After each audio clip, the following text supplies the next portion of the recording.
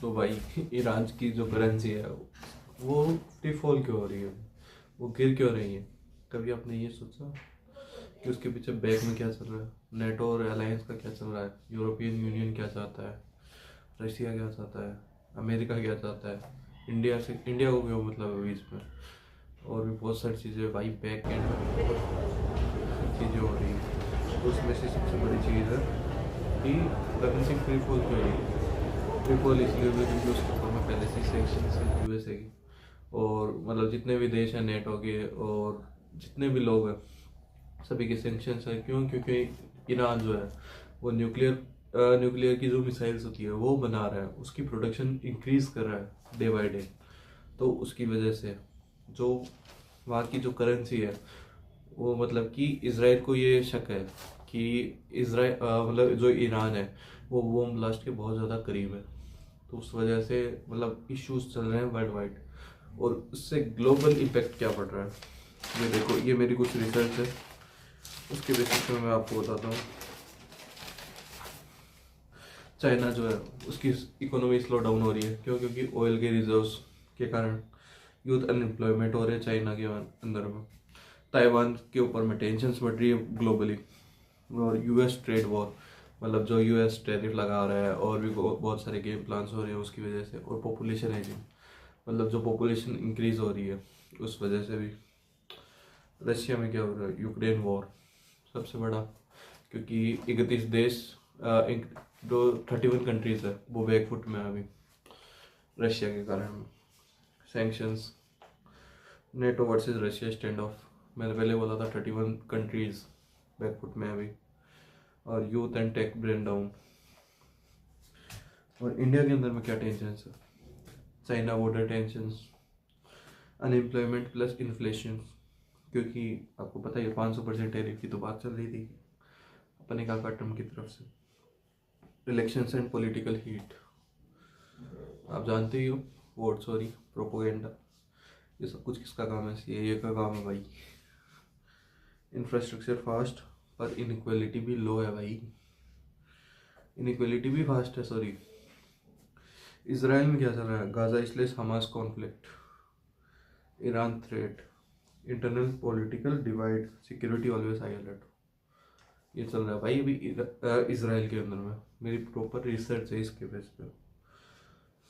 और पाकिस्तान में क्या है भाई? पाकिस्तान में तो आपको खुद को भी पता ही है, economy almost bankrupt, political instability, वो तो हमेशा रहेगी क्योंकि आर्मी के हाथ में कंट्रोल है। और आईएमएफ प्रेशर, लोन पे लोन, गधे बेच नहीं पा रहे चाइना में। टेररिज्म रिसर्जेंस, ये सीआईए का काम। यूक्रेन ऑनगोइंग वॉर, और dependence on western aids, infrastructure damage, और मैन पावर एक्सर्शन। यूरोप में क्या टेंशन है? Energy prices, immigration, Russia war impact, और फॉर राइट पॉलिटिकल इश्यूज। और जापान में क्या इश्यूज है?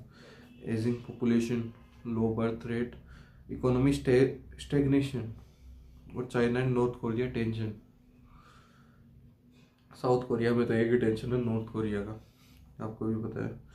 Youth stress and low birth rate, और यूएस चाइना प्रेशर। ये वाली चीज़ें आप भी जानते हो अच्छे तरीके से। अब मैं बताता हूँ अब ईरान की क्या टेंशन, क्या करंट सिचुएशन है अभी ईरान के अंदर में। पब्लिक गुस्सा प्लस प्रोटेस्ट, ईरान में लोग काफ़ी ज़्यादा गुस्से में हैं। उसका मेन कारण है महंगाई, आपको पता ही है, करेंसी पूरी पूरी फ्री फॉल हो चुकी है। अनएम्प्लॉयमेंट, बेरोजगार होंगी। फ्रीडम रिस्ट्रिक्शंस, आप मतलब फ्रीडम मतलब आप फ्री नहीं हो बहुत सारी चीज़ों के अंदर में। इंटरनेट बंद, क्योंकि प्रोपोगेंडा फैलाया जा रहा था सीआईए मोसाद इनकी तरफ से, और मतलब मैसिव प्रिपेयर हो रहा था पब्लिक के खिलाफ में, मतलब गवर्नमेंट के खिलाफ में सॉरी। और internet slow installation, social media blocked, और ऑयल बेचना मुश्किल है इनके लिए। और चप्पे चप्पे पे आईआरसीजी है, और पुलिस प्लस इंटेलिजेंस है। न्यूक्लियर इशू चल ही रहा है, मैंने बता ही दिया आपको। International scene US and Europe pressure plus sanctions, Russia and China Iran की साइड में है। Middle East, Israel versus Iran shadow war, मतलब पीठ पीछे वार हो रही है, जो कि फ्रंट कैमरा में नहीं दिखा रही। यमन, लेबनान, सीरिया में ईरान का इन्फ्लुएंस है। यूएसए में ईरान के वॉर के कारण क्या हो रहा है? Politics, Trump era and mid terms coming, Donald Trump की पॉपुलैरिटी कम हो रही है। यूएसए इकोनॉमी अभी स्लो ग्रोथ स्टेज में है, इन्फ्लेशन सेंट्रल तो हुआ है बट ग्रोथ अभी भी लो है। गाड़ी लो गियर पे है भाई। ग्रोथ स्लो डाउन होने की वजह ट्रेडिंग पॉलिसीज, टैरिफ्स और ग्लोबल अनसर्टेनिटी है।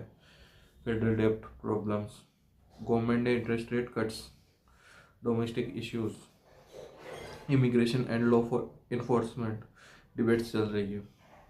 Health care and environment policies, foreign policy and military में क्या क्या हो रहा है अभी। वेनेजुएला में यूएस एक्शंस को पता ही है, सबने वीडियो देख ली हुई। ईरान को लेकर टेंशंस, ये भी बताइए क्योंकि ईरान जल्दी न्यूक्लियर ब्लास्ट होने वाला है। ग्लोबल लीडरशिप शिफ्ट, मतलब जो डॉलर है उसकी बादशाहत खत्म हो सकती है यहाँ से।